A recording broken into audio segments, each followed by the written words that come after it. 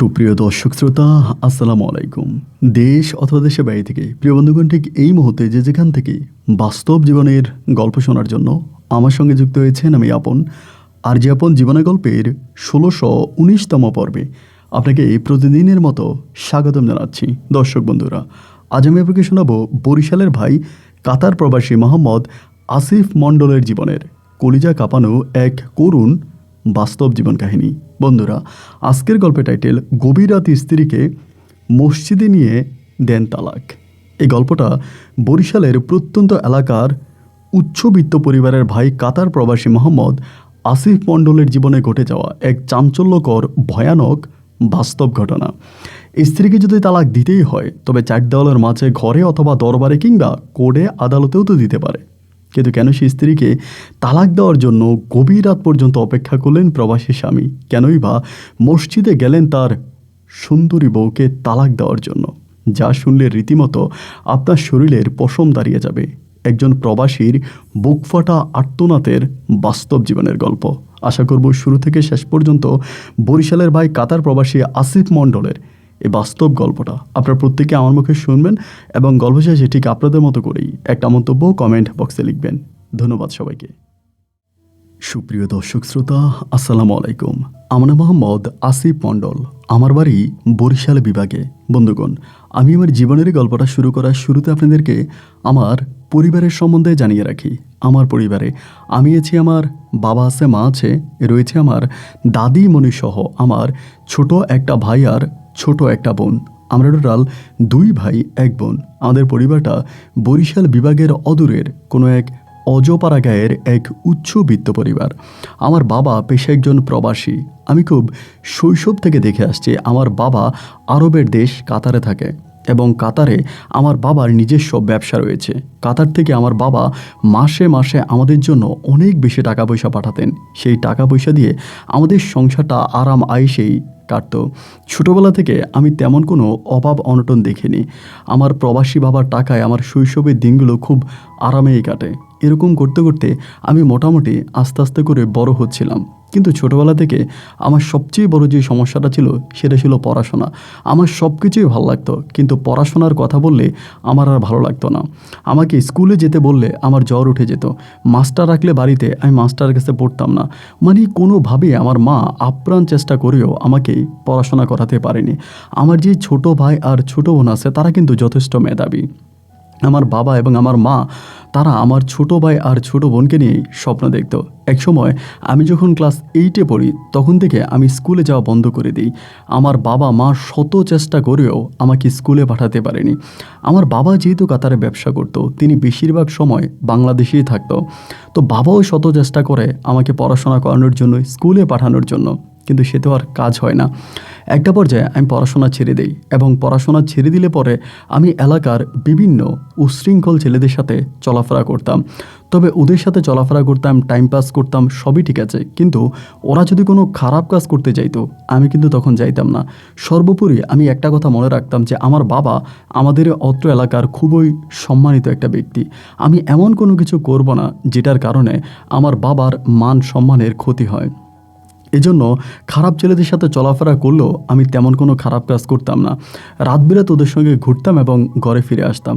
এরকম করে করে প্রায় 4 থেকে 5 বৎসর কেটে যায়। আস্তে আস্তে করে আমার ভিতরে একটা সিনেমার প্রতি মায়া জন্মে যায়। কেন জানি হঠাৎ করে আমি একজন সিনেমা প্রেমী মানুষ হয়ে যাই।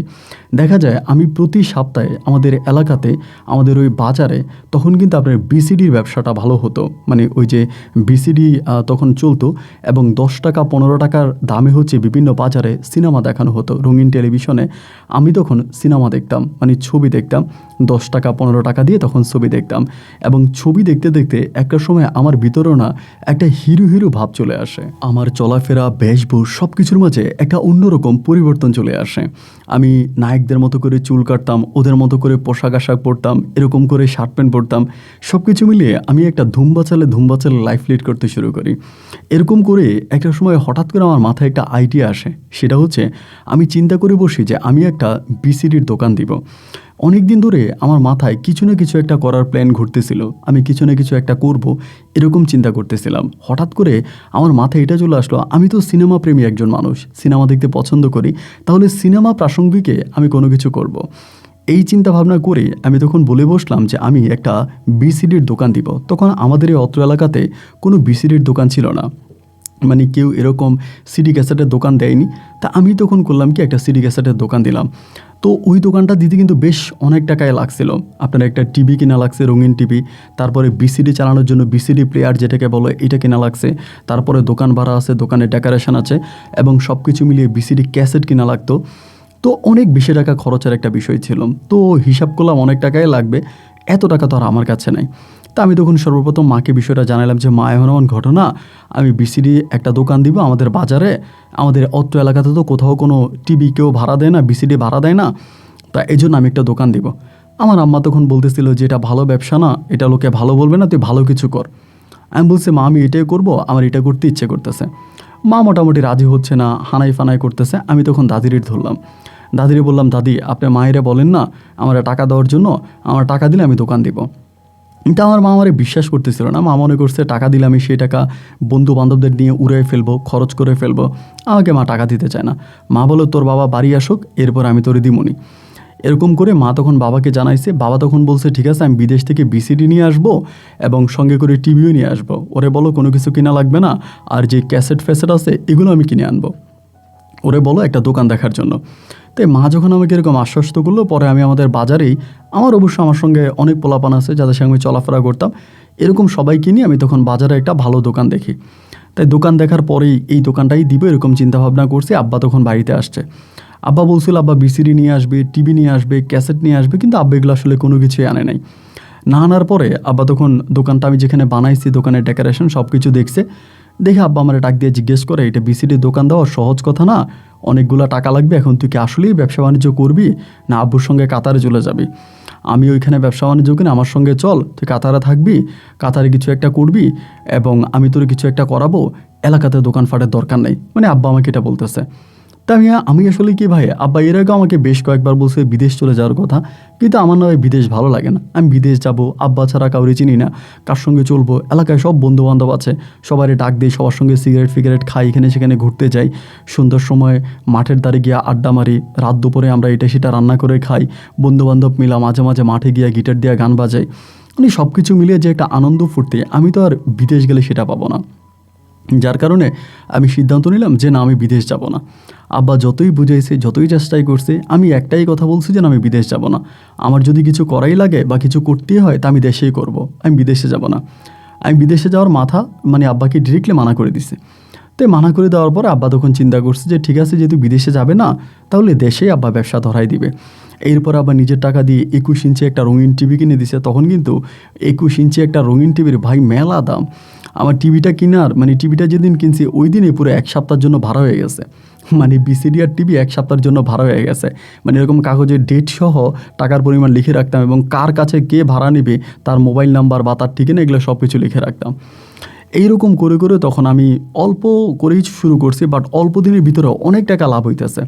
আব্বা টিভি কিনে দিচ্ছে, বিসিডি কিনে দিছে, ক্যাসেট কিনে দিছে, আর বাকি সব কিছু আমি করে অল্প দিনের ভিতরে ব্যবসাটা একেবারে জমজমাট করে ফেলছি।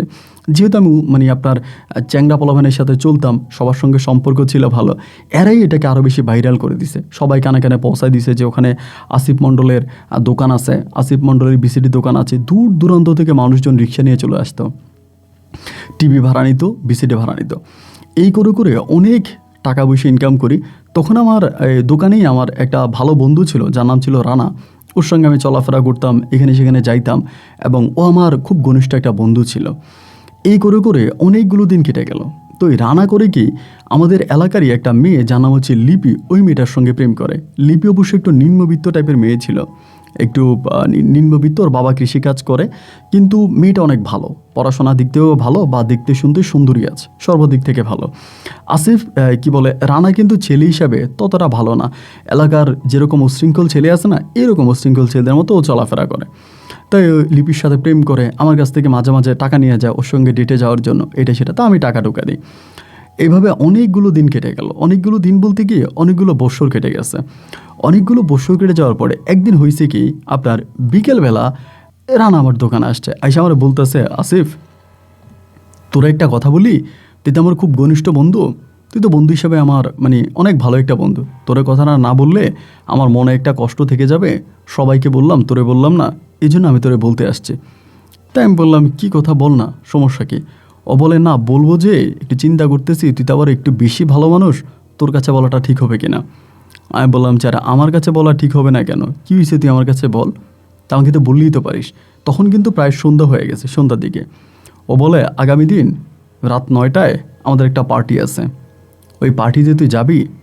আমি বললাম আমরা তো তুই যত পার্টি করি সব পার্টিতে তো আমি যাই, কোনো পার্টিতে তো আমি আর মিস করি না, অ্যান্ড আমি টাকা দিই, ডোনেশন করি, পার্টিতে যাই, আমি তো কোথাও মিস করি না। তো আজকে এমন কি স্পেশাল পার্টি যেটা বলার জন্য তুই আমাকে আগ থেকেই বলতেছিস আমি যাবো কি না, বা এরকম করে কথা বলতেছিস, মানে তোর কথার মাঝে কেমন একটা মানে আমি অন্যরকম আভাস পাচ্ছি, মানে কিসের পার্টি?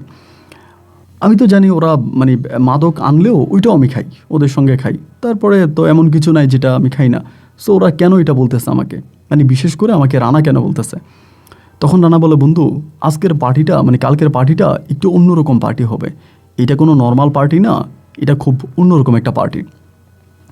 তাই আমি বললাম যে আচ্ছা ঠিক আছে সমস্যা নাই, আমি পার্টিতে জয়েন করব, তা বল। বলে পার্টিতে জয়েন করলে মামা 500 টাকা লাগবে, ওই সময় কিন্তু 500 টাকার মেলা দাম। আমি বললাম বন্ধু দেখ 500 টাকা তো আমি দিতে পারবো না, আমি 200 টাকা দিব। বলে না 500 টাকাই লাগবে বন্ধু, কারণ তোর যে জিনিসটা খাওয়াবো এটা তুই জীবনেও খাস নাই।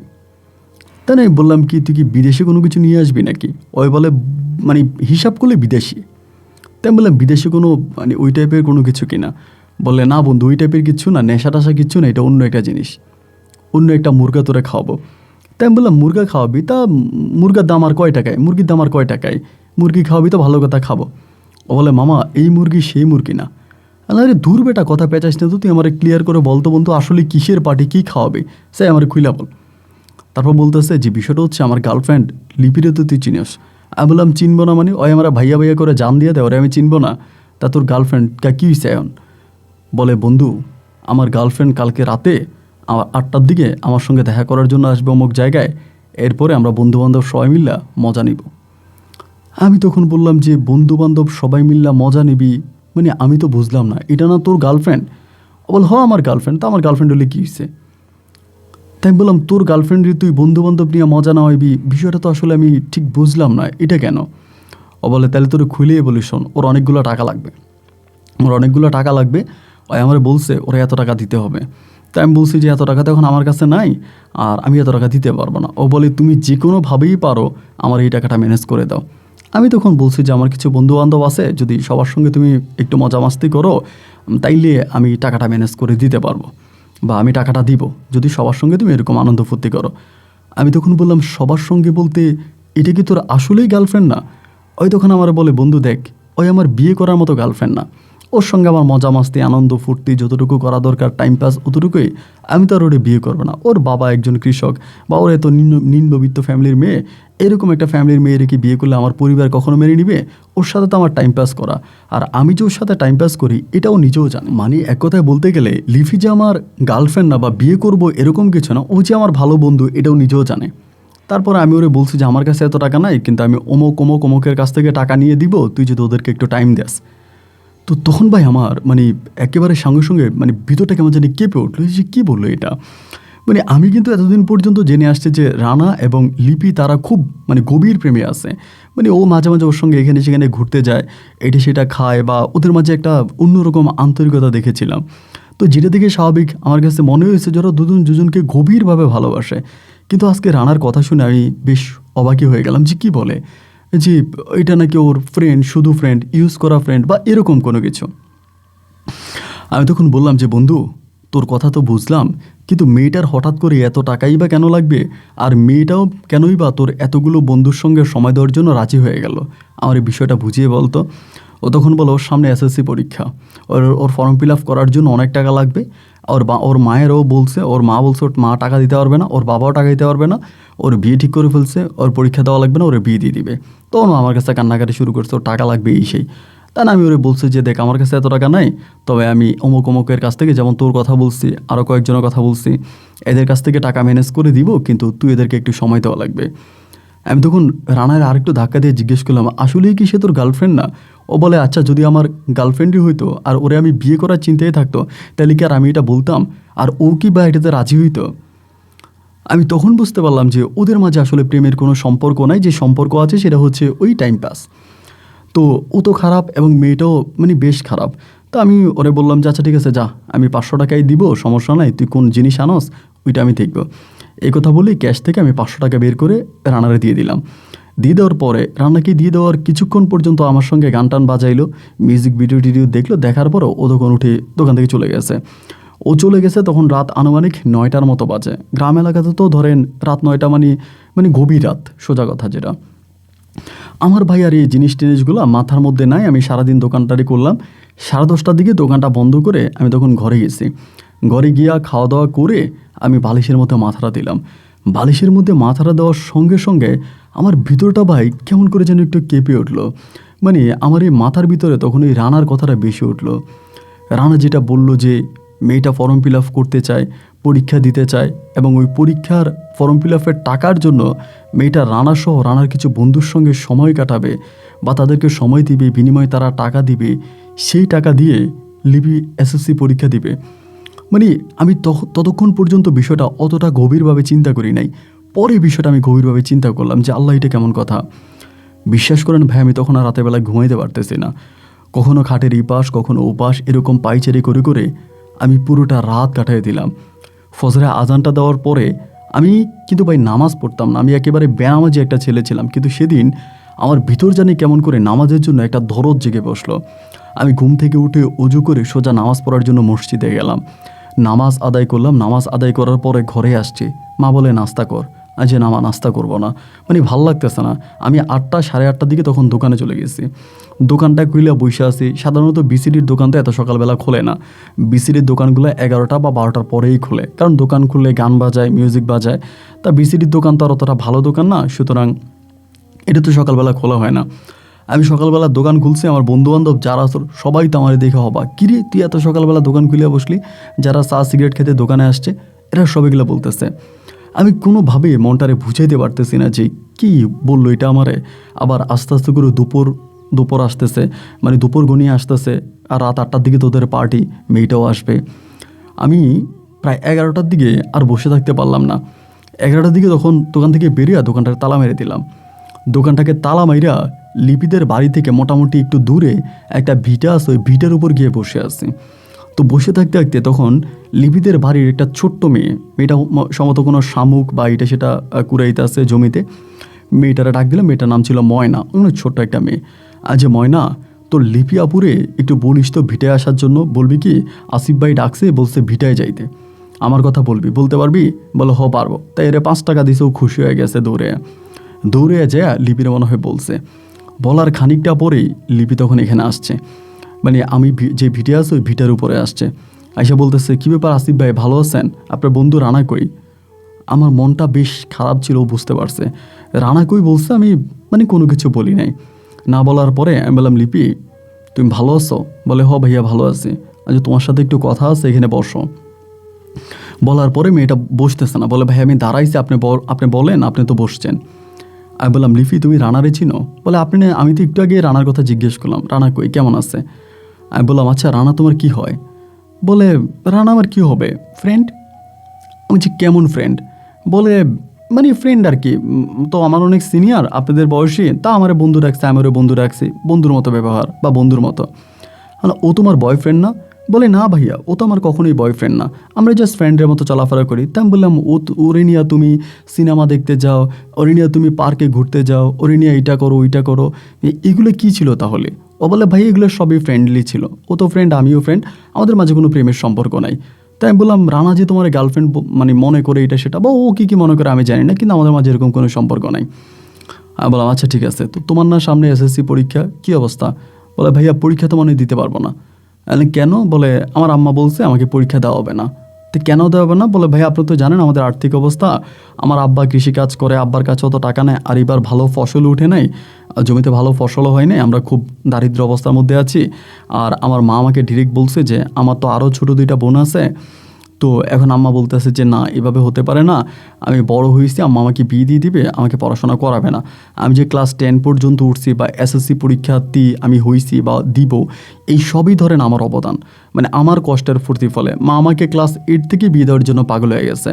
আর বুঝতেই পারতেছেন আল্লাহ আমাকে একটু সুন্দর বানাইছে, এদিক সেদিক থেকে বারবার বিয়ের প্রস্তাব আসতেছে।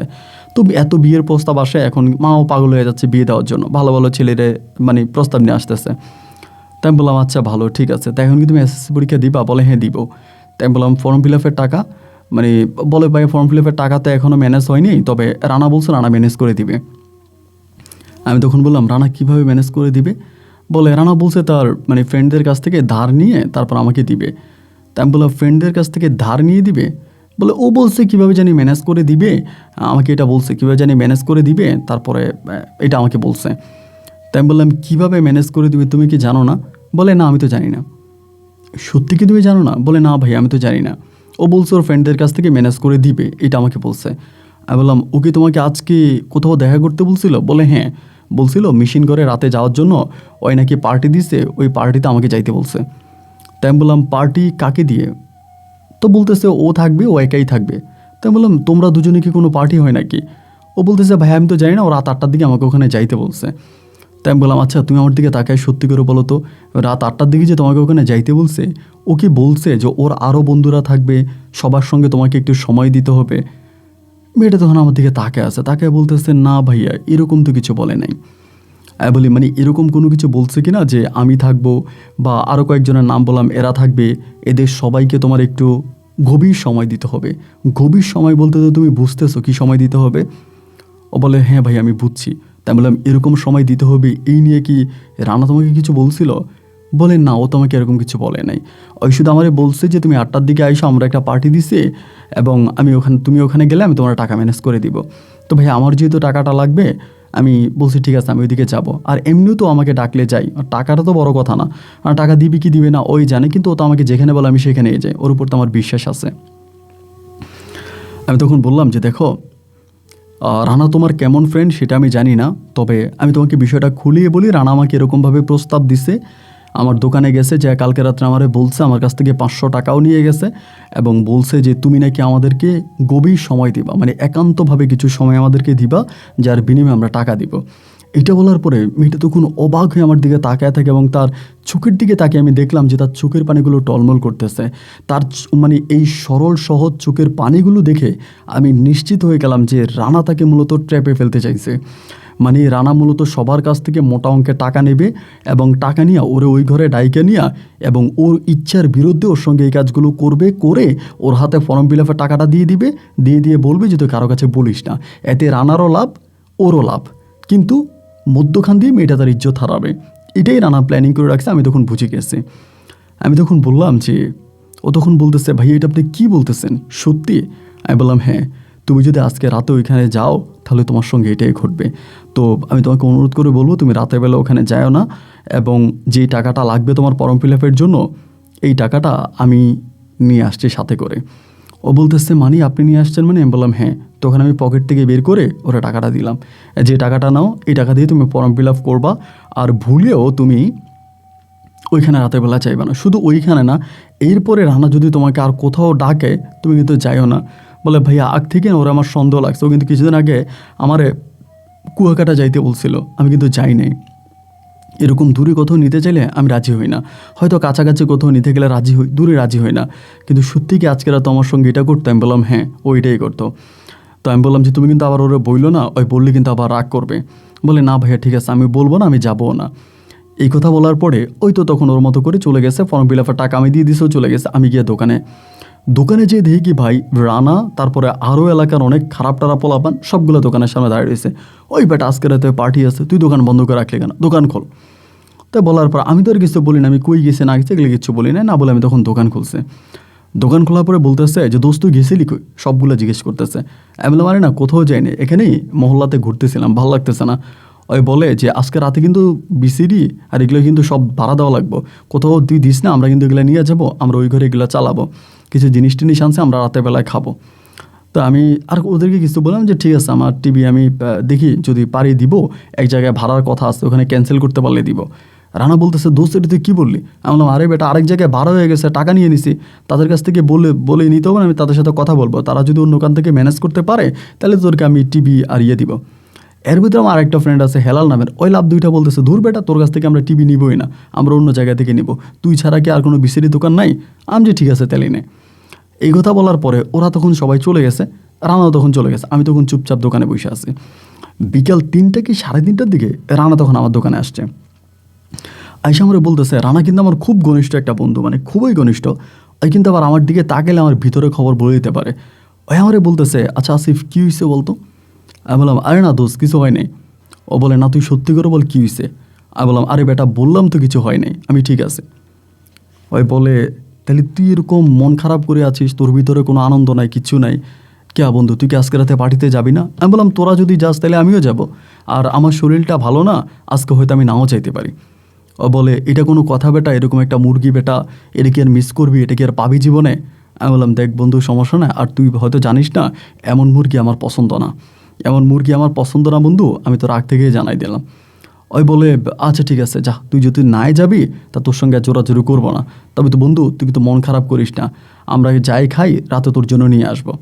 আমি বললাম আচ্ছা ঠিক আছে বাদ দে তোরা চা। রাত 8টার দিকে পার্টি হবে, সন্ধ্যার দিকে এরা মোটামুটি অন্য অন্য কোনো জায়গা থেকে টিভি বিসিডি ম্যানেজ ট্যানেজ করে ওখানে ওই মানে মেশিন ঘরের ভিতরে মোটামুটি সব কিছু ঠিকঠাক করে ফেলছে। ওইখানেও লিপি যাবে, তারপর ওরা যা যা ওদের প্ল্যানিং মোতাবেক। আমি তো দোকানে বসে আছি, দোকানে আমার মতো করে আমি বসে আছি।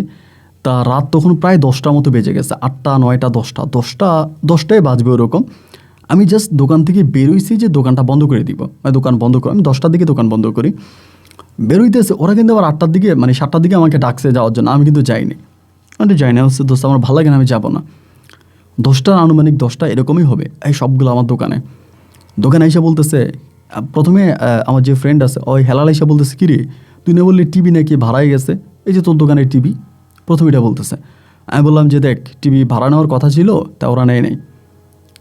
তারপর রানা বলতেছে টিভি ভাড়া নেওয়ার কথা ছিল ওরা নেয় নেই, তাহলে আমাদেরকে দিলি না কেন? আমি বললাম আরে বেটা এই টাকা দিছে আমার, আমি টাকা নিয়ে নিছি, এখন সে নেয় না এটা তার বিষয়, আমার কি। পরে বলে তাহলে এই টিভিটা তো এখন নিয়ে যাবো। আমি বললাম না আমি তো এখন টিভি দিব না। কেন দিবি না? আমি বললাম দিব না, তার বড় কারণ হচ্ছে আমি রাতের বেলায় তোদেরকে টিভি দিব না। তখন বলে তুই বিন গ্রামে টিভি ভাড়া দিতে পারিস, এখানে সেখানে সব জায়গায় তোর টিভি ভাড়া দিতে পারিস, আমাদেরকে কেন দিবি না, আমাদেরকে দিবি না কেন বল? আমি বলছি যে আমি দিব না। এই কথা বলে আমি তখন ওদেরকে একটু ধাক্কায় আমি তখন দোকান তালা মেরে দেবো। এমন সময় হঠাৎ করে রানা এসে দাপ করে আমার কলার চেপে ধরছে, ধৈর্য আমার দোকানে শয়ে ফেলছে। শয়ে বলতেছে বেটা তুই সত্যি করে বল তুই লিপিরে কি বলছিস, তুই লিপিরে কি বলছিস সত্যি করে বল, তা না হলে তোর এখানে মেরে ফেলবো, কেউ জানবে না, তোর দোকানে মাইরা তোরে তালা মেরে চলে যাবো। আমি বলছি আমি লিপিরে কিচ্ছু বলি নাই। বলে কি বলছিস তুই বল, লিপিরে কি বলছিস তুই বল, আমি কোনো কিছু বলি নাই। আমি বলে আমি কোনো কিছু বলি নাই। এই কথাবার্তার মাঝেই তখন ওরা দোকান ভাঙচুর করতে শুরু করে, দোকানের বিসিডি ক্যাসেটগুলো ভেঙে ফেলে, টিভিটা ভেঙে ফেলে, বিসিডি ভেঙে ফেলে, মানে মোটামুটি আমার দোকানে আর কিচ্ছু রাখে না। আশেপাশে থেকে অনেক লোকজন আসে এবং সবাই আইসা দেখতেছে এই অবস্থা, পোলাপাইন তো অনেকগুলো পোলাপাইন, সবই খারাপ পোলাপাইন, এরা আমার দোকানটারে পুরো ভেঙে ফেলে। দোকানটা ভেঙে মানুষ চলে আসার কারণে আর আমার মারতে পারে না, আমারে ছেড়ে দিয়া বলতেছে যে তোরে বাঁচিয়ে রাখবো না, তুই বাঁচবি না, তুই মনে রাখিস তুই বাঁচবি না। এটা বইলে ওরা তখন ওদের মতো চলে গেছে। চলে যাওয়ার পরে আমি তখন এইখান থেকে ডিরেক্টলি থানায় চলে গেছে, থানায় কেউ তার নামে করছে মামলা, যে আমার দোকান ভাঙচুর করছে বা যা যা করছে এগুলো সব কিছু দিয়ে মামলা করছি। মামলা করে বাড়িতে আসছে।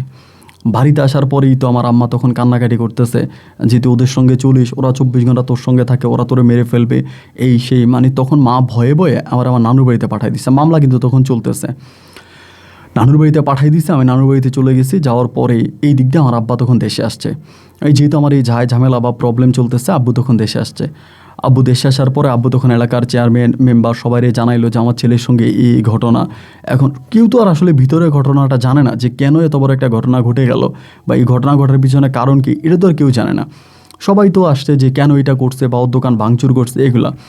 তা আমার আব্বা তখন বলতেছে যে এই দেশে তোর আর থাকা বেশি দিন মানে ঠিক হবে না, তুই বিদেশ চলে যেতে হবে। এই বলে আমার আব্বা তখন করলো কি, খুব দ্রুতর মধ্যে আমাকে তখন বিদেশে পাঠিয়ে দেওয়ার ব্যবস্থা করতেছে। এরই মাঝে আমি তখন লিপির সঙ্গে যোগাযোগ করি এবং ওদের এলাকার মানুষের মাধ্যমে যোগাযোগ করি, এবং যোগাযোগ করে যেটা জানতে পারি, ওই লিপিরে বারবার নেওয়ার চেষ্টা করছি, লিপি যাচ্ছে না যাওয়ার পরে তখন ওই লিপি নাকি করে বলছে, আমি তো জানি ওইখানে তুই আমারে কেন নিতেছিস, তুই সবার কাছে আমাকে দিয়ে দিবি, এইটা নাকি বলছে। বলার পরেই ওর ভিতরে খবর হয়ে গেছে যে এটা একমাত্র জানে হচ্ছে আসিফ, আর আসিফ আমাদের এই পার্টিতে আসে না, তার মানে আসিফ লিপিরে বলে দিয়েছে। এই তখন থেকে ও ধরো ওইখানে গিয়ে মানুষ টানুষ সব ঠিক করে আমার দোকানে এসে ভাঙচুর করছে। তো আমি তখন লিপি বলতেছে, ওই আমার কোনো ক্ষতি করতে পারবে না, ওই এলাকাতেও ঢুকতে পারবে না, আমি চেয়ারম্যান কাকারে জানাইছি, সবাইরে জানাইছি। কিন্তু আমি বললাম, তোমার তো পরীক্ষা, তুমি পরীক্ষা দাও, তুমি আর এসব নিয়ে ঝামেলা করো না, তুমি পরীক্ষা দাও। এরপর আমি ওকে আরও কিছু টাকা টুকা দিই, পরে ও পরীক্ষা দেয়। ওই পরীক্ষা দেওয়ার পরেই এরপরই ও পরীক্ষা দিতেছে, এরই মাঝে আমার আব্বা তখন আমার বিদেশের জন্য লাইন করে ফেলে। আব্বার যেহেতু নিজেরই কোম্পানি বা নিজেরই দোকান, বেশি সময় লাগে নাই, অল্প দিনের ভিতরে আমার তখন ভিসা চলে আসে। ওরও পরীক্ষা শেষ হয়েছে, আমারও ভিসা লেগে গেছে, আমি তখন চলে গেছি কাতারে চলে গেছে। আব্বা তখন বাড়িতে, আমি তখন কাতার যাওয়ার পর আমার আব্বার তখন হোটেল আছে, ওই হোটেলের মধ্যে আমি তখন গিয়ে বসি। আমাদের এলাকার আরও লোকেরাও আছে, তারাও হোটেলে কাজ করে, আমি এদের সঙ্গে কাজবাজ করি, হোটেলের মধ্যে আছি। তো যাওয়ার পরে একটা সময় যখন এসএসসি রেজাল্ট আউট হয়েছে, সবার কাছে জানতে পারছি এসএসসির রেজাল্ট আউট হয়েছে, এটা জানার পরে আমি তখন লিপির সঙ্গে যোগাযোগ করে আমি লিপির সঙ্গে ফোনে যোগাযোগ করে জানতে পারি লিপি খুব ভালো রেজাল্টে পাস করছে, ওর অনেক ভালো একটা রেজাল্ট হয়েছে। তো ওই দিন আমি লিপির সঙ্গে প্রায় 2 ঘন্টার মতো মোবাইল ফোনে কথা বলি, 2 ঘন্টা ফোনে কথা বলি, এবং ওই খুব কান্নাকাটি করে আমার বলতেছে, আমি এসএসসিতে এত ভালো রেজাল্ট করছি, এবং এসএসসি রেজাল্টের মানে আউট হওয়ার আগ পর্যন্ত রানার মানে সঙ্গপঙ্গ যারা আছে এরা খুব অনেক ঝামেলা করছে আমার সঙ্গে। এরপরে আমি অনেক কষ্ট করে আমার আব্বা আম্মার সঙ্গে ফাইট করে বিয়ে না করে এই পর্যন্ত ছিলাম। এরপরে খুব কান্নাকাটি করে বলতেছে যে, রানা, আমার একটাই স্বপ্ন, আমি পড়াশোনা করে মানুষের মতো মানুষ হতে চাই, আসিফ তুমি কি আমাকে এই সাহায্যটা করবে কিনা? আসিফ তুমি কি আমাকে সাহায্য করবা? আমি পড়াশোনা করে মানুষের মতো মানুষ হতে চাই, আমার এই জীবনটা আর ভালো লাগে না, আমি পড়াশোনা করতে চাই। তো আমারও না ভাই, তখন আমি যখন কাতারে গেছিলাম, মানে যে ছেলেটা 24 ঘন্টা বন্ধুদের সাথে উঠা বসা, সিগারেট খাওয়া, আড্ডাবাজি করা ফ্রেন্ডদের সাথে, তো এই ছেলেটা হঠাৎ করে কাতার যাওয়ার পরে একা হয়ে গেছে, কথা বলার মতো একটা মানুষ নাই। হঠাৎ করে যখন লিপি আমার সঙ্গে এরকম একটা সঙ্গ দিল, আমার ভিতরেও না তখন এক ধরনের ভালো লাগা কাজ করতে শুরু করলো।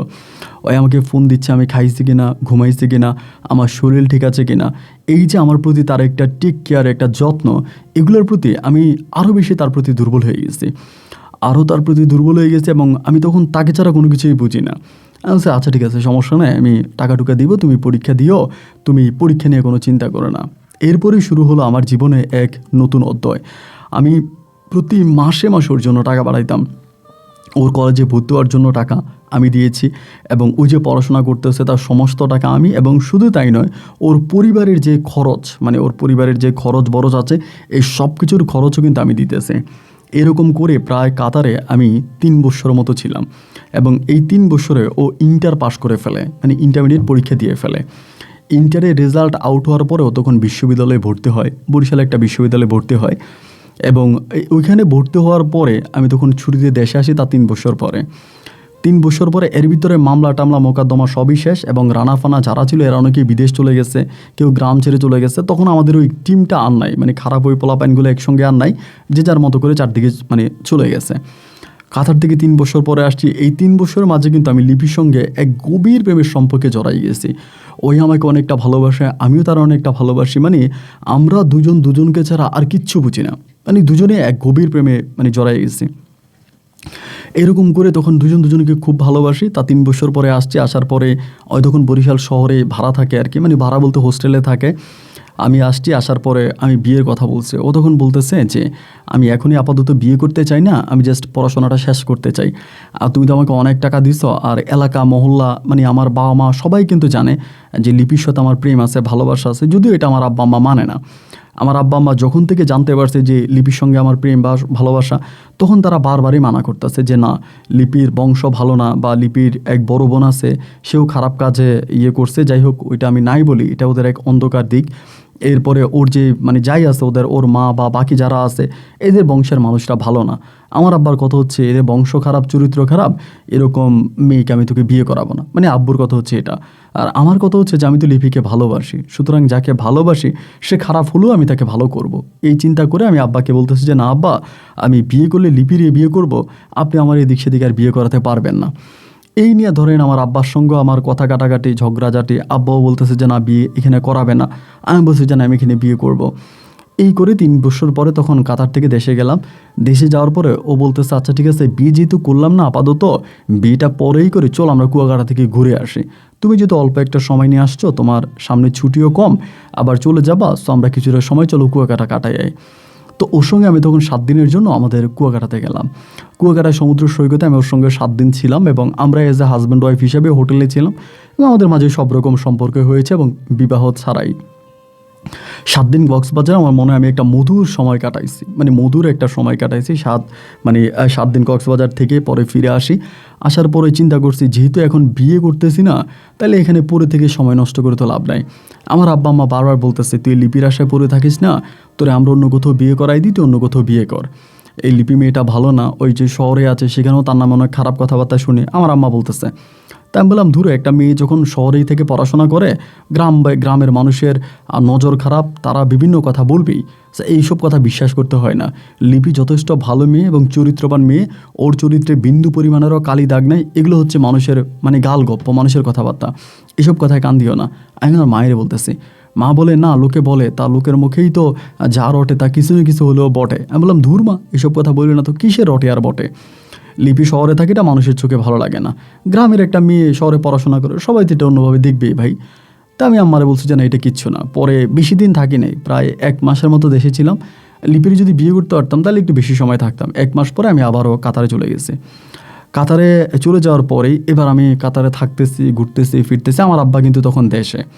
কাতারে যত ব্যবসা বাণিজ্য আছে সব কিছু আমি দেখাশোনা করে, আব্বা এখন আর যায় না, আব্বা টোটালি বাড়িতেই থাকতেছে। এরকম করে আমি 3 বছর পরে দেশে আসছি। দেশে আসার পরে এবার যখন আমি কাতারে গেলাম, এইবার কাতারে যাওয়ার পরে ভাই হঠাৎ করে হলো কি ভাই, ওই না আমার সঙ্গে আগের মতো করে কথা বলে না। আগে ধরেন মানে 3 বছর আগে যেরকম মানে আমার সঙ্গে খুব আন্তরিক, আমি ফোন না দিলে পাগল হয়ে যেত। ধরেন একদিন ফোন দিতে পারিনি, পরের দিন ফোন দেওয়া কান্নাকাটি করতো, যে তুমি আমাকে কালকে ফোন দিলে না কেন, আমার সঙ্গে কথা বললো না কেন, মানে খুব কান্নাকাটি করতো। বাট এখন দেখলাম কি হঠাৎ করে ওর ভিতরে এই জিনিসগুলো নাই, ও জানি কেমন চেঞ্জ হয়ে গেছে। আমি ফোন করলে আমার সঙ্গে কথা বলতে চায় না, আমাকে ইগনোর করে এবং কেমন জানি মানে এক কথায় বলতে গেলে আমাকে একটু অবহেলাই করে। তো আমার ভিতর তখন খারাপ লাগা। তখন আমি মাত্র কাতার থেকে আপনার বাড়ি থেকে মাত্র কাতারে গেছি 3 বছর পরে আইসা ওর সঙ্গে কয়েকদিন সময় কেটে তারপর চলে গেছে। তাই আমি ওরে যদি বলি কী ব্যাপার লিপি, তুমি আমার ফোন ধরো না, ফোন করলে রিসিভ করতে চাও না, কথা বলতে চাও না, তা ঘটনা কি? ও বলে দেখো আমি তো ব্যস্ত থাকি, এখন আমার এই পরীক্ষা সেই পরীক্ষা এবং আমি আলাদা ক্লাস করি, এটা করি, মানে ওর অজুহাতে শেষ নাই। আবার টাকা লাগলে কিন্তু ঠিকই, এই টাকা লাগবে আসিফ টাকা পাঠাও, আমি টাকা পাঠিয়ে দিতেছে। ওই যদি আমার বলে 10,000 লাগবে, আমি তাহলে 20,000 দিই, 20,000 করে 40,000 দিই। কারণ টাকা যা বলে তার 3 ডাবল টাকা দেয়। আমার টাকা দিয়ে ওর বাপের বাড়িতে বিল্ডিং করে ফেলে, আমার টাকা দিয়ে ওর বাপের বাড়িতে বিল্ডিং করে। আচ্ছা যাই হোক, পরে ওই যা আছে আমি তাই দিতেছি, এরকম করে টাকা দিতেছি, আমি আসতেছি। এখানে একটা বিষয় বলে রাখি ভাই, আমি 3 বছর পর যে কাতার থেকে ফিরে আসছি, আমার শরীরে কিন্তু অনেক মানে আমি অনেক মোটা হয়ে গেছি এবং কালো হয়ে গেছি, মোটা হয়ে গেছি। কাতার থেকে আসার পর আমি জানি না কেন হঠাৎ করে আমি কিন্তু অনেক সুন্দর ছিলাম, অনেক ফর্সা ছিলাম গ্রামে, বাট কাতার যাওয়ার পরে কালো হয়ে যায় এবং মোটা হয়ে যায়। তারপর আমি মানে 3 বছর পরে দেশে আসি, ওর সঙ্গে ছিলাম। এখনও করে কি আমার সঙ্গে কথা বলে না, ফোন দিলে রিসিভ করে না, আমাকে ইগনোর করে, মানে আমার তখন আর ভালো লাগতেছে না। আমি ওরে বললাম, আমি তোমারে বললাম বিয়ে করবো, তুমি বিয়ে করো, তুমি বিয়েও করলে না, আর তুমি এটা কেন করলা? তাই ঠিক আছে আমি দেশে আসবো, আমি তোমার বিয়ে করবো। ওই বলে আমি এখন বিয়ে করবো না। আমি বললাম তুমি বিয়ে করবো না, এটা কী ধরনের কথা? আমি দেশে আসবো, আমি তোমার বিয়ে করবো না, ও বিয়ে করবে না। তো এই এলাকার কিছু পোলাপান আছে যারা আমার মানে ওই গ্যাংয়ের না, অন্য ভালো পোলাপান, ওদের সঙ্গে যোগাযোগ করি। এরা সবাই বলতেছে ভাই আপনি লিপির সঙ্গে প্রেম করেন, লিপি তো মেয়ে ভালো না, লিপি আজকে বরিশালে এর লোকে প্রেম করে, কালকে ওর লোকে, ওই ঢাকায় চলে যায়, চিটাং চলে যায়, কক্সবাজার চলে যায়, কুয়াকাটা চলে যায়, আপনি কি এগুলো জানেন? আমি যে না তো, ও তো আমার কোনোদিনও বলে না ও কুয়াকাটা, ও কক্সবাজার, এটা সেটা। তখন ও পোলাপাইন বলতেছে ভাই ওর চরিত্র কিন্তু ভালো না, ওর সঙ্গে থাকতে হলে সাবধানে থাকতে হবে ভাই, আপনি তো সহজ সরল মানুষ, এত কিছু বুঝেন না, তাই যাই করেন যেটাই করেন একটু ভেবে চিন্তা করেন, ওই কিন্তু মানুষ ভালো না। আমি তখন বললাম যে না, তাহলে তো আর ওয়েট করাটা ঠিক হবে না। ওই যদি এখন আমার সঙ্গে এরকম করে 2 দিন পরে তো আমাকে ছেড়ে চলে যাবে, তখন আমি কি করব? না, এটা হতে পারে না। যে করে হোক, যেভাবেই হোক আমি ওকে বিয়ে করে ফেলবো। তখন আমি ওর বিয়ের জন্য চাপ দিতেছি যে লিপি আমি তোমাকে বিয়ে করব। তখন ওর কথাই একটা যে না, আমি বিয়ে করবো না, আমি এখন বিয়ে করবো না, আমি এখন বিয়ে করবো না। কেন করবা না? তুমি বিয়েটা কেন করবে না আমাকে বলো। ও বলে যে না, আমি বিয়ে করবো না, আমার এখন ভালো লাগে না, আমি এখন বিয়ে করবো না। আর আমার বিয়ের সময় হলে আমি আপনাকে বলবো আমি এখন বিয়ে করবো না। পরে আমি বললাম যে তুমি কী ধরনের কথা বলো, আমি দেশে আসতেছি, আমি বিয়ে করবো, তুমি পড়াশোনা করো, তুমি যাই করো, যেটাই করো, আমার কোনো সমস্যা নেই, তবে বিয়ের পরে, বিয়ের আগে আর কোনো কথা নাই, আমি বিয়ে করব। ওই তখন বলতেছে যে না, আমি এখন বিয়ে করব না। এই কথা কাটাকাটি পরে একটা পর্যায়ে আমি তখন দেশে চলে আসি। ওকে বইলেই আসে যে আমি অমুক দিন দেশে আসবো, তুমি কী বলে, তুমি বরিশালে থাকো না, তুমি গ্রামে চলে আসো। আমি ওর সঙ্গে কথাবার্তা বইলা আমি যেদিন ফ্লাইট উঠবো ওই সময় ওরে ফোন দিচ্ছি। ওই আমি যখন ফ্লাইট উঠবো তখন আমার মানা করে, জানো তুমি এখন আইসো না, আমি এখন বিয়ে করবো না। তারপরও ওর কথাকে ওভারটেক করে আমি তখন দেশে আসি। দেশে আসার পরে ওর মোবাইল বন্ধ, স্বাভাবিকভাবে যেটা হবার, আমি আগেই ভাবছি আমি দেশে গেলে ও ফোন বন্ধ করে দিবে। ফোনটা বন্ধ করে দিল। ফোনটা বন্ধ করে দেওয়ার পর আমি তো যে মেসে থাকতো ওই মেসে গেলাম।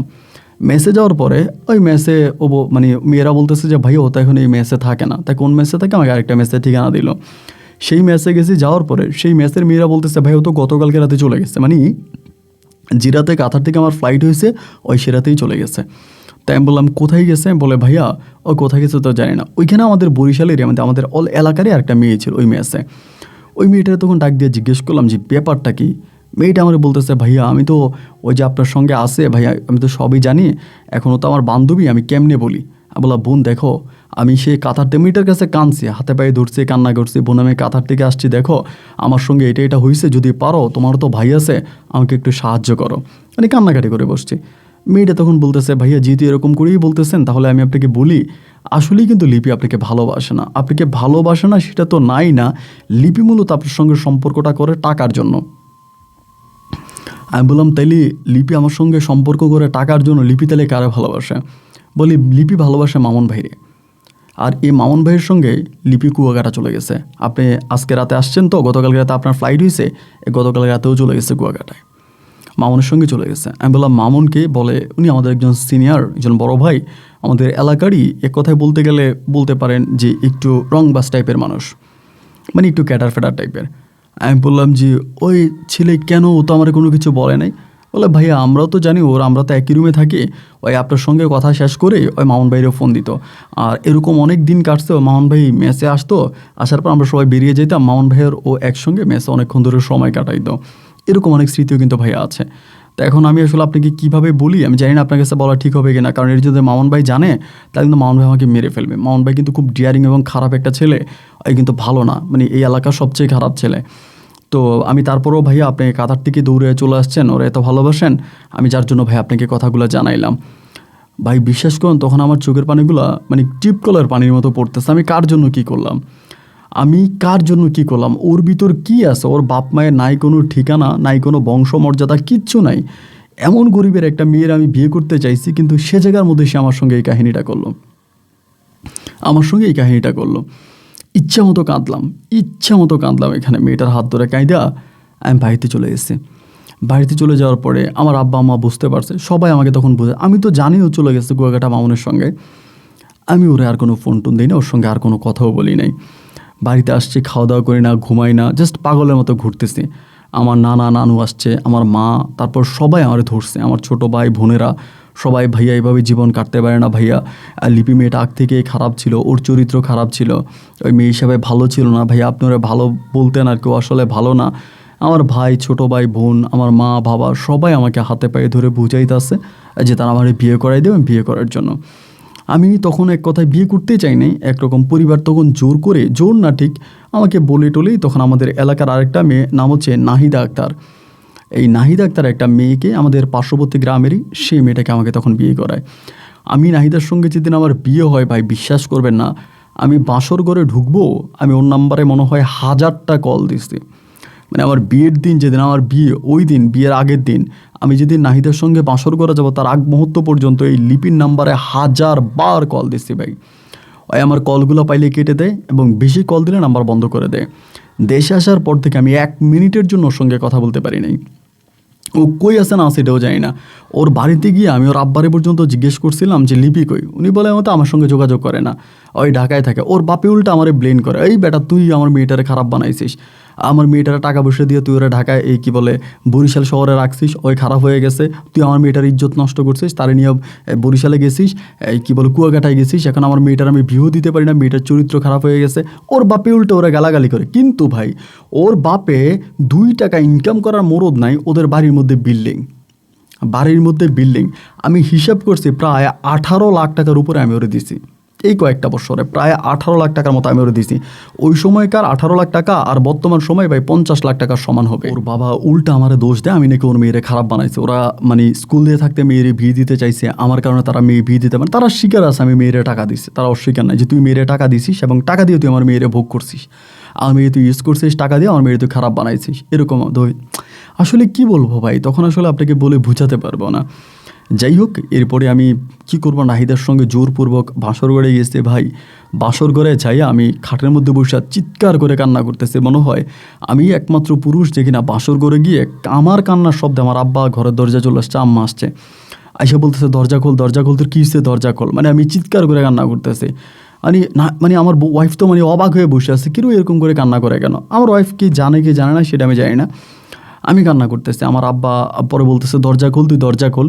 আমি দরজা খুলি না, পরে নাহিদা নিজে গিয়ে দরজা খুলে দিছে। আব্বা ঘরে ঢুকছে, মা ঘরে ঢুকছে, ঢুকে বলতেছে গেলে তুই কী শুরু করলি নতুন বউয়ের সামনে। আমার আব্বা আমার বাসঘর থেকে বাইর করে বুঝে শোনায়, বাবা না আমার কলিজা না শোন, বাবা না ভালো, মানে অনেক বুঝে শোনা আমাকে আবারও বাসর ঘরে পাঠায়। আমি প্রায় আপনার 1 মাসেরও বেশি সময় ধরে নাহিদার সঙ্গে থাকি। আস্তে আস্তে করে বুকের ভিতরের কষ্টগুলো একটু একটু করে ভুলতে শুরু করি এবং নাহিদাও ও আমাকে অনেকটা বুঝে, ও জানছে আমার রিলেশনের বিষয়ে। আমার ছোটো বোনকে বলছে যে ভাইয়ার এমন একটা রিলেশন ছিল, তো আমার নিজে বলছে যে তুমি এগুলো নিয়ে মন খারাপ করো না, এবং এই মেয়েটা ভালো না, যার কারণে তোমার দুঃখ দিছে, তোমার মতো একটা ভালো ছেলেরে ও মিস করছে, আর তুমি এগুলো নিয়ে মন খারাপ করো না। 1-1.5 মাসের মতো আমি তখন আমার ওয়াইফ নাহিদার সঙ্গে বাংলাদেশে ছিলাম এবং সংসার করেছি। 1-1.5 মাস পরে যথারীতি আমি তখন আবারও কাতারে ব্যাক করি, প্রায় 1.5 মাস পরে কাতারে চলে যাই। এবং কাতারে চলে যাওয়ার পরেই আলহামদুলিল্লাহ আমার বাড়ি থেকে একটা সুখবর আসে যে আমার ওয়াইফ গর্ভবতী, মানে নাহিদা গর্ভবতী। তো এই পর্যন্ত কিন্তু আমার আগের গার্লফ্রেন্ড লিপির সঙ্গে আমার কোনো যোগাযোগ নাই, কোনো কথাবার্তা নাই। ও কোথায় আছে, কেমন আছে, কি করতেছে, আমি তার কিচ্ছুই জানি না। আমি তার টোটালি কোনো কিছুই জানি না, ওর সঙ্গে কোনো যোগাযোগে নেই।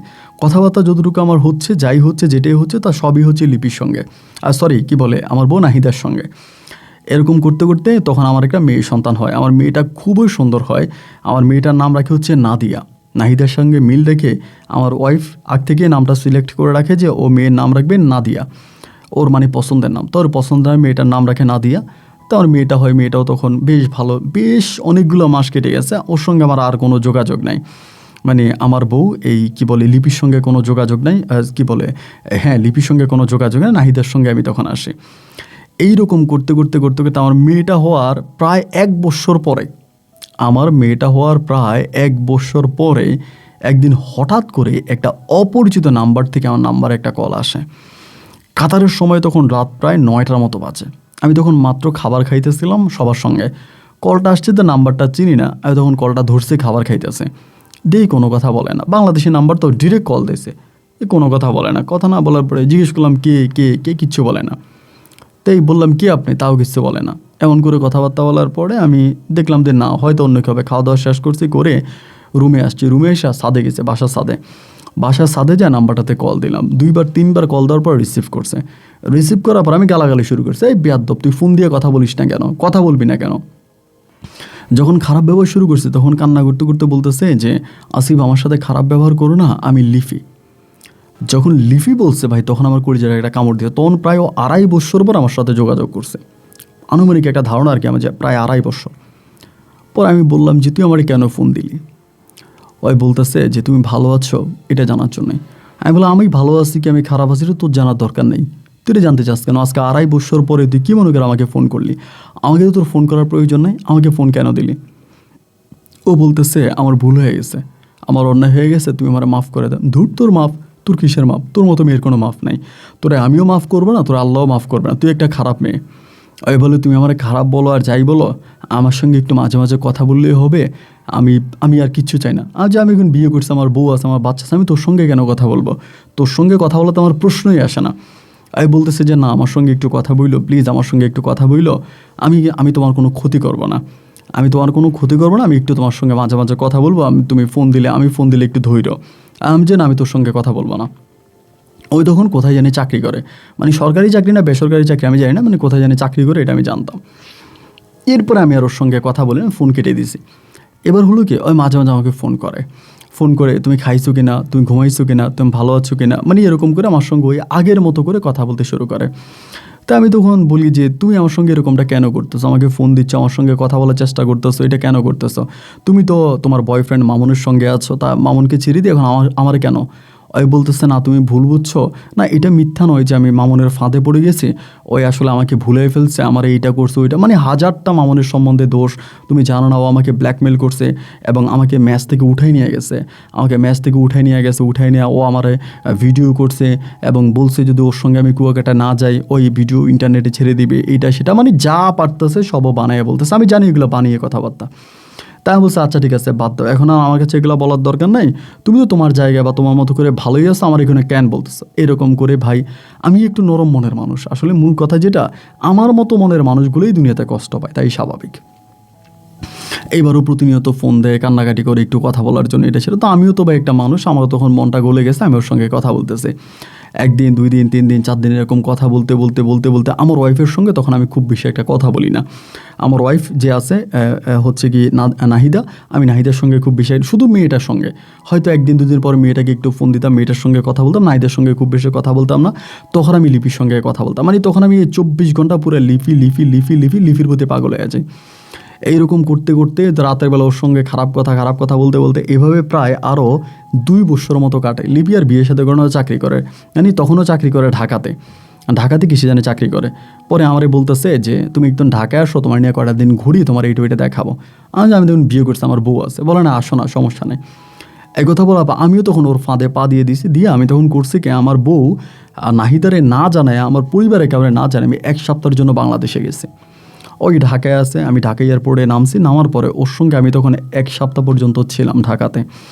এইখানে সেখানে বিভিন্ন জায়গায় ঘোরাঘুরি করছি, থাকছি, এবং থাকার পরে ওর প্রতি আমার আবারও আগের মতো ইমোশন জন্মে গেছে। আমি তখন আবারও পুনরায় ওইখান থেকে ঢাকা থেকে আমি আবারও কাতারে ব্যাক করি।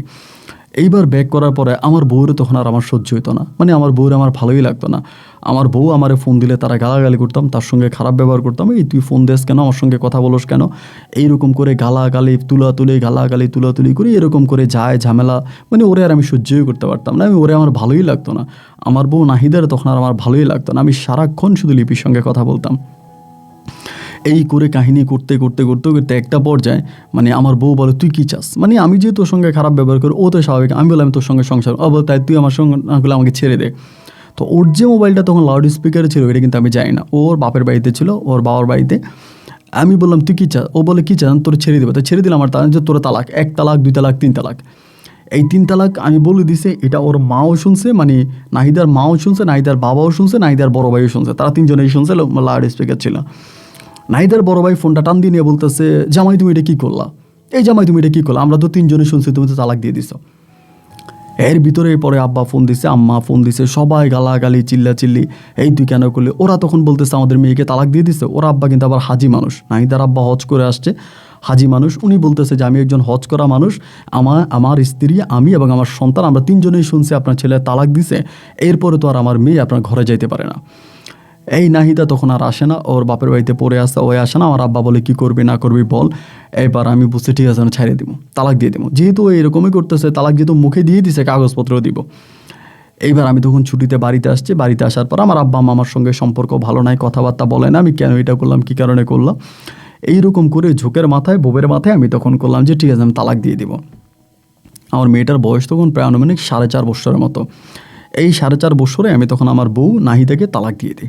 কাগজপত্র আইনিভাবে যেভাবে তালাক দেওয়া দরকার সেভাবে তালাক দিই, কিন্তু আমার মেয়ের আমি দেই না। আমার মেয়ে আমি দেবো না, আমার মেয়ে, আমার মা আছে, আমার ছোটো ভাইয়ের বউ আছে, আমার ছোটো ভাই আছে, আমার বাবা আছে, আমার ছোটো বোন আছে, ওদের সঙ্গে থাকবে, আমার মেয়ে তোমার বাড়িতে যাবে না। আমি 4.5 বা 5 বছর বয়স আনুমানিক মেয়েটার আর কি।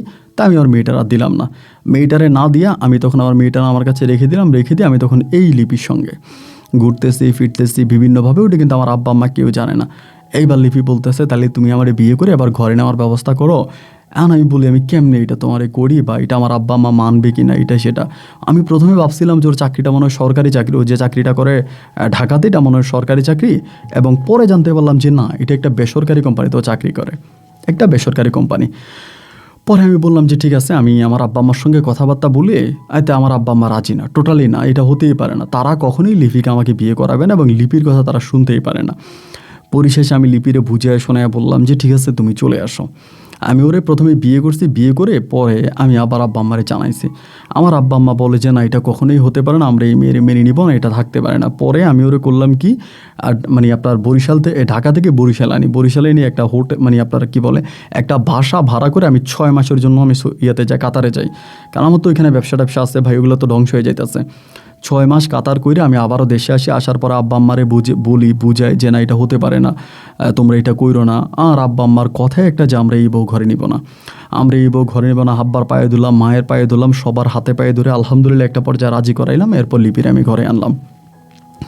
লিপির ঘরে আনার পরে যাক আলহামদুলিল্লাহ আমার সংসারে শান্তি আসছে, আমি এটাই মনে করছি। এইবার আমি পুনরায় আবারও কাতারে চলে গেছি। এইবার যখন আমি কাতারে গেছি ভাই, ওই আমার মেয়েটারে মারে, মানে আমার মেয়ে নাহিদারে মারে।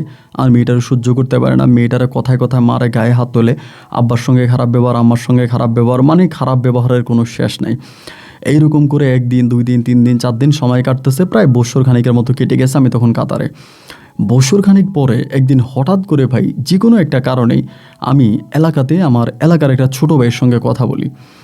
এলাকার একটা ছোটো ভাইয়ের সঙ্গে, ওই ছোটো ভাইয়ের সঙ্গে কথা বলার, ওই ছোটো ভাই আমার বলতেছে, ভাই ভাবিরে এমন এমন এক লোকের সঙ্গে দেখছিলাম, আমি ভাবিরে এরকম একটা লোকের সঙ্গে দেখছিলাম অমুক জায়গায়। তা আমি বললাম যে তুই বলস কি? বলে হ্যাঁ। তখন কিন্তু ওই যে একটা মেয়ে, আমি আপনাকে বলেছি কি না জানি না, আপনার মনে আছে কি না, সর্বপ্রথম লিপিরে খুঁজতে গিয়া তার হোস্টেলে যে একটা মেয়ে আমারে বলছিল, ওই মেয়ের ফোন নাম্বারটা কিন্তু আমি রেখে দিয়েছিলাম। এইবার আমি একদিন ওই মেয়েরে ফোন দিছিলাম এই ঘটনা জানার পরে। ওই মেয়ে আমারে বলতেছে, ভাই আপনি যে লিপিরে বিয়ে করছেন পুনরায় আবার, লিপি যে ঢাকায় ছিল, লিপি কিন্তু ঢাকায় মামুন ভাইয়ের সঙ্গে ছিল, এবং মামুন ভাইয়ের সঙ্গে ছিল। মামুন ভাই তারে অনেক দিন ইউজ করছে, বিয়ের কথা বলে বিয়ে করে নাই। এবং মামুন ভাই যখন তারে বিয়ে করে নাই, তখন সে আপনার সঙ্গে জড়াইছে, আপনার মানে আপনাকে পাগল বানাইছে। আপনারে বিয়ে করার পরে এখন আবারও সে মামুন ভাইয়ের সঙ্গে কথা বলে এবং সে মামুন ভাইয়ের কাছে যায়। মানে অনেক ধরনের কথা ওই মেয়েটাও বলতেছে, বা আশেপাশে আমার বাড়ির অনেক মানুষই বলতেছে ও এরকম এরকম আপনার বিভিন্ন মানে ওই মামুন ছেলেটার কাছে যায় এবং ছেলেটার সঙ্গে তার সম্পর্ক আছে। এই কথাবার্তা বলে একদিন হলো কি, আমি তারে বলি নাই, মানে আমি তারে জানাই নাই, তারে না জানাই আমি জানি ওই দিন ওই ছেলেটার সঙ্গে যাবে। আমি ভাবছি কি, আমি দুপুরবেলা আইসা ওই কোন হোটেলে ছেলেটারে নিয়ে যাবে, আমি হোটেলের নামটাও জানি। আমি ইনফরমেশন, মানে এখানে আরও অনেক ঘটনা আছে, আপনাকে সংক্ষেপ করে বলি। অনেকের কাছ থেকে আমি ইনফরমেশন নিছি, অমুক জায়গায় অমুক হোটেলে ওই ছেলেটারে নিয়ে থাকবে, মানে মামুনরে নিয়ে থাকবে। আমি সেই জায়গায় যাব, ওকে হাতে নাতে ধরবো। এই পরিকল্পনা করেই ভাই আমি তখন কাতার থেকে খুব দ্রুত বাংলাদেশে চলে আসে। তো আমার টাইম এবং আমি সব কিছু মিলে যে এই টাইমে আমি ওরা ধরতে পারবো, ওই সময়টা নিয়ে কিন্তু আমি আসি। আমি দ্রুত টিকিট কেটে আসি, কিন্তু আমার ফ্লাইট ডিলে হওয়ার কারণে, মানে 2 ঘন্টা ফ্লাইটটা ডিলে হয় দুর্ভাগ্যবশত, আমি ওরা ধরতে পারি না। আমি বাড়িতে আসছি তখন সন্ধ্যা হয়ে গেছে, কাউরে বলে আসি নাই।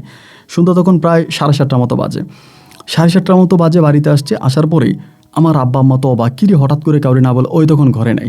আমি যে মা লিপি কই, ওর নাম্বারে মানে আমি কিন্তু কলও দিই নাই। আমি ঘরে আসছি রাত্র 8:30টার দিকেও তখন ঘরে আসছে, 8:30 কি 9টার দিকে ঘরে আসছে। আইসা আমাকে দিকে তোর চোখ কপালে উঠে গেছে, কিরে কী ব্যাপার, আমি হঠাৎ করে বাড়িতে কেন?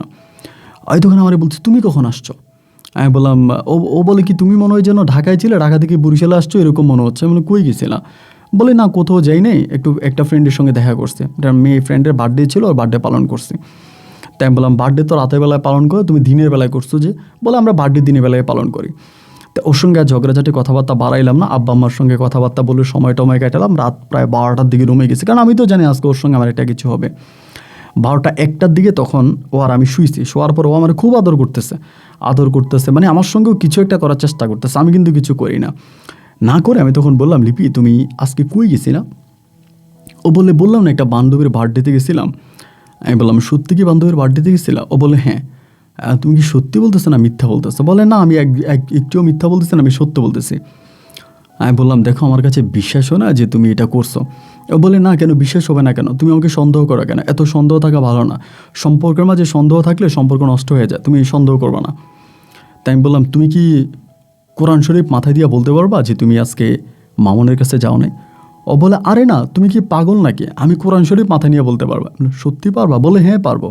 যে কোরআন মাথায় নিয়ে বলতে পারবা যে তুমি আজকে রাতে মামুনের কাছে যাও নাই, মানে আজকে দিনে মামুনের কাছে যাও নাই, তুমি অমুক মানে হোটেলের নামও বলে দিচ্ছি। ও বলে না, আমি মামুনের সঙ্গে আমার কোনো যোগাযোগে নাই, কোনো কথাবার্তাই নাই, আমি তোমাকে বিয়ের পরে 1 সেকেন্ডের জন্য কখনোই মামুনের সঙ্গে কথা বলি নাই, কিন্তু ও অসংখ্য ভালো ছেলের সঙ্গে দেখা করছে।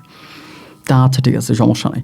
আমি ঘর থেকে বেরোয় আমি ওর সামনে উজু করছি, আমাদের টয়লেটে গিয়ে উজু করছি, কইরে আমি কোরআন শরীফ খুঁজতেছি। আমার রুমে একটা কোরআন শরীফ নাই। পরে আব্বা আম্মা তো ঘুমাই গেছে, এত রাতের বেলায় আব্বা আম্মার রুমে তো আমি কোরআন শরীফ পাবো না। পরে আমি করছি কি, আমি উইঠা মসজিদে গেছি। চিন্তা করেন, মসজিদে গেছি। আমাদের মসজিদটা আবার কিন্তু ওই যে তালা মারা থাকে না, মসজিদটা সবসময় এরকম লক করে রাখে। তো ওটা তালা মারে না। এমনিতে আমাদের এলাকার মধ্যে আর কি, আমাদের এখানে একটা মানে মসজিদের সাথে একটা মাজার আছে। ওই মাজারের যিনি পীর ছিলেন উনি বলে দিয়েছেন যে মসজিদ কখনো তালা মারা যাবে না, এবং এই মসজিদে কখনো চুরিও হয় না। এটা একটা গাইবী কথাবার্তা। আচ্ছা যাই হোক, আমি তখন মসজিদে গেছি। আমার মসজিদ আমাদের বাড়ির কাছাকাছি ছিল, পাশেই ছিল। আমি শোয়া থেকে ওইটা মসজিদে গেছি। মসজিদে যাই আমি কোরআন শরীফ বের করবো এমন একটা অবস্থা। আমি তো ঘরেই উজু করছি, কইরা মসজিদে ঢুকে কোরআনটা বাইর করে মসজিদের গেটে আসছি। মানে গেটে বলতে মসজিদ থেকে মাত্র বারান্দা থেকে বেরোইছি, দিয়ে ওর সামনে দাঁড়ায় আছে। মানে লিপি, এই তুমি এখানে দাঁড়ায় আসছো কেন? ও বলে আমি মসজিদে হাত দিয়ে বলতেছে আমি এই কি বলে এই আমি ইয়ের সাথে মামুনের সাথে দেখা করি নাই, এই মসজিদে হাত দিয়ে বলতেছে, মসজিদের কসম করে বলতেছে। যে ঠিক আছে তুমি মসজিদের কসম করছো, মসজিদের ঠিক আছে, কিন্তু তুমি কোরআনে হাত দাও। তুমি কোরআনে হাত দিয়ে শপথ করে বলো যে তুমি মামুনের কাছে যাও নাই, তুমি কোরআনে হাত দিয়ে বলো। কোরআনে হাত দিতে পারবো না। এই তুই কোরআনে হাত দিতে পারবি না কেন? তুই কোরআনে হাত দে। এই কোরআনে হাত দিতে পারবে না বলার পরেই আমি তখন তারে থাপ্পড়, 2টা থাপ্পড় মারছি, ঘুরে পড়ে গেছে। ঘুরে পড়ে যাওয়ার পরে ও উইঠা দাঁড়াইছে। আমি বললাম তোর মতো মেয়ের সাথে সংসার করবো না, দূর তোরে 1 তালাক 2 তালাক 3 তালাক। এই মসজিদের মধ্যে আমি তখন তারা 3 তালাক দিই। তখন তো গভীর রাত। এই 3 তালাক দেওয়ার সঙ্গে সঙ্গে তালাক দিয়ে আমি চলে আসছি। ও আমার পা চাইপা ধরে এই মসজিদের সামনে, পা চাইপা ধরে তুমি আমার মাফ করে দাও, আমার মাফ করে দাও, আমার ভুল হয়ে গেছে, আমার মাফ করে দাও, আমার তুমি মাফ করে দাও। ধুর তোর সঙ্গে আমার আর কিসের কথা? এই চিৎকার চেঁচামেচি শুরু করছে। এই মসজিদের আশেপাশে বাড়িঘর ছিল, তো তারা মোটামুটি সবাই তখন ঘুম থেকে উঠা সবাই তখন এই মসজিদের কাছে চলে আসছে। এই কী হয়েছে আয়সা দেখে আমার পা চেপে ধরে আসছে। আমার আব্বা তখন শোয়া থেকে উঠে আসছে, আয়সা আমারে থাপড়াইয়া টাপড়াইয়া এগুলো কী শুরু করলি, নাটক মানুষ দেখতেছে। আমি তখন আমার আব্বার সামনে, গ্রামবাসীর সামনে, সবার সামনে আমি ওরে 3 তালাক দিয়ে দিছি। ওরে আমি আপনাদের সামনে আবারও পুনরায় দিতেছি 1 তালাক 2 তালাক 3 তালাক, মসজিদের সামনেই 3 তালাক। 3 তালাক দিয়ে ওরে লাথি মেরে আমি তখন ঘরে চলে আসি। ঘরে আসার পরে আমি এসে মেয়েটারে জড়াই ধরে মেয়েটারে চুমো দিয়ে আদর করার পরে আমি এই জায়গার মধ্যে ওরে ছেড়ে দিই। এতে 3 তালাক দিয়ে দিই। 3 তালাক দেওয়ার পরে আমি আমার আব্বা তখন পরের দিন সকালবেলা মানে ওরে তালাক দিয়েছে, ওর আমার ঘরেও কিন্তু আসে নাই। ওই কিন্তু ওর মতো করে ওর বাপের ঘরেও জানে, আমার ঘরেও জানে। এখান থেকে ও ডিরেক্টলি চলে গেছে কোথাও, মানে কোন জায়গায় চলে গেছে বা এটা আমি জানি না। না জানার পরে 1 সপ্তাহ পর্যন্ত বাড়িতে ছিলাম। 1 সপ্তাহ ওর কোনো মানে যোগাযোগ না, ও আসেও না আমার বাড়িতে। 1 সপ্তাহ পরে আমি দেশে আর থাকবো না, মানে আমার আর ভাল লাগতেছে না। আমার আব্বা বলতেছে তুই ইয়ে কর, মানে আরও কয়েকদিন থাকবো না। 1 সপ্তাহ পরে আমি তখন টিকিট কেটে পুনরায় আবারও কাতার চলে আসি। আমি কাতার আসার পরে আজকে প্রায় বহু বছর হয়ে গেছে, মানে অনেকগুলো বছর। এর মাঝে আবার 2বার দেশে গেছিলাম, 2বার গেছে। আমার মেয়েটাও এখন বেশ বড় হয়ে গেছে। আমার ওয়াইফ যে আছে নাহিদা, যারা আমি তালাক দিয়ে দিয়েছি, আমার এই বউ নাহিদা আমার মেয়েটার কাছে আসে, মেয়েটারে দেখে, বা মেয়েটাও আমার ওয়াইফের কাছে যায়, সব কিছু ঠিক আছে। আমার মেয়েটা মানে আমি আর বিয়ে শাদী করি না, এবং প্লাস নাহিদাও কিন্তু আর অন্য কোথাও বিয়ে বসে নাই, আমিও করি না, ও বিয়ে বসে নাই। তো আমার মেয়েটা ওই ঘরে যায়, আমার মেয়েটা আরে বলি যে তোমার আম্মারে বুঝায় নিয়ে আয়।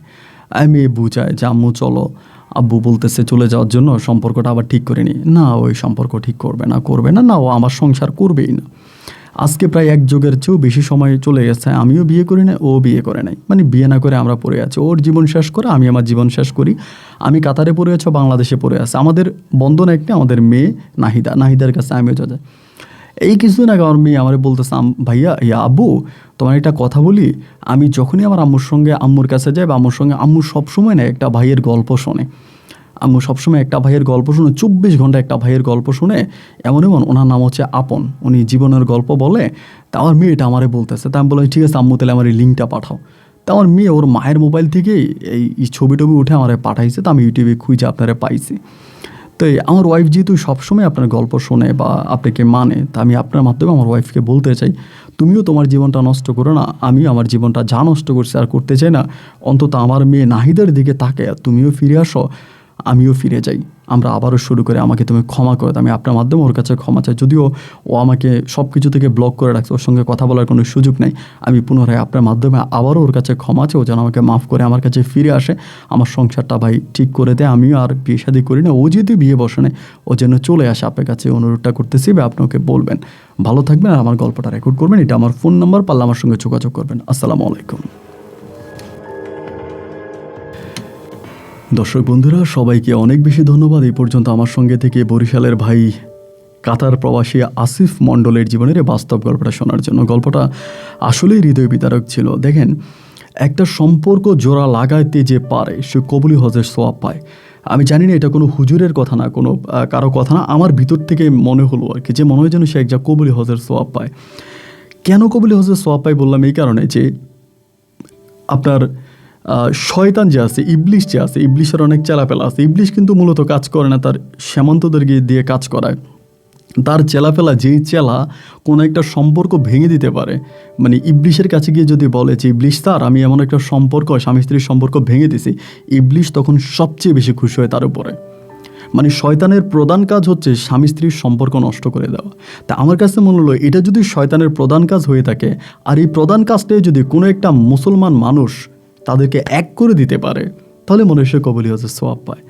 আর আমাদের এই সমাজের ভিতরে পরকীয়া এমনভাবে লিপ্ত হয়ে গেছে, আমি কি বলবো আপনাকে, আমাদের দিন যত ডিজিটাল হচ্ছে, পরকীয়ার মাত্রা তত বাড়তেছে, তালাকের মাত্রা তত বাড়তেছে, ডিভোর্সের মাত্রা বাড়তেছে। আগে আমরা একজনের সঙ্গে কথা বলার জন্য ভাই, আমার ওই কাকারা, বড় বড় কাকারা আছে, এরা বলতো যে আরে বাবার এই প্রেমিকারে এক নজর দেখার জন্য পুকুর পাড়ে ঘন্টার পর ঘন্টা দাঁড়ায় থাকতাম, এরপরে বিলের পাড়ে দাঁড়ায় থাকতাম ওরা এক নজর দেখার জন্য, কারো বাড়িতে অনুমতি ছাড়া ঢুকতে পারতাম না। আর এখন কি হয়েছে, মোবাইল ফোন, এই মোবাইল দিয়ে 1 সেকেন্ডের ভিতরে মেসেজ আই লাভ ইউ হয়ে গেছে, মেয়ে আই লাভ ইউ 2 লিখে দিয়েছে, প্রেম হয়ে গেছে, ফোন দিয়ে দিছে, মেসেজ করে দিছে, কালকে ওখানে চলে আসছে, হয়ে গেছে।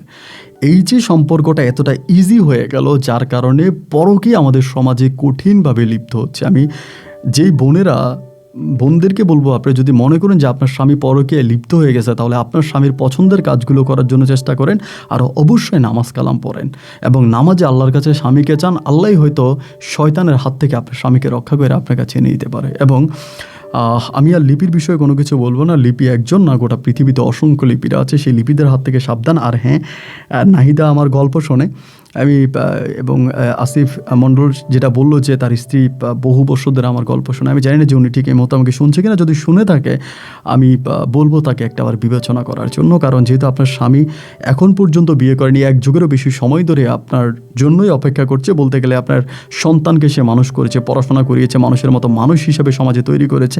তো সেই হিসেবে অন্তত সন্তান নাহিদার দিকে তাকিয়ে হলেও, যেহেতু আপনি বিয়ে করেননি, আপনার ফিরে আসা উচিত। মানে নাদিয়ার দিকে তাকিয়ে হলেও আপনার ফিরে আসা উচিত। মায়ের নাম হচ্ছে নাহিদা, মেয়ের নাম হচ্ছে নাদিয়া, এই জন্য কেমন যেন একটু মানে উল্টাপাল্টা হয়ে যায়। যাই হোক, আমি অনুরোধ করবো আমার তরফ থেকে আপনি ফিরে আসেন, আপনার ফিরে আসাটা উচিত, এবং আপনি ফিরে আসলে আপনার স্বামীর একটা সংসার হবে, সর্বোপরি মেয়েটা মাকেও কাছে পাবে, বাবাকেও পাবে, তার জীবনটা সুখের হবে। অন্তত তার কথা চিন্তা করে হলেও আপনারা একসাথে হয়ে যান।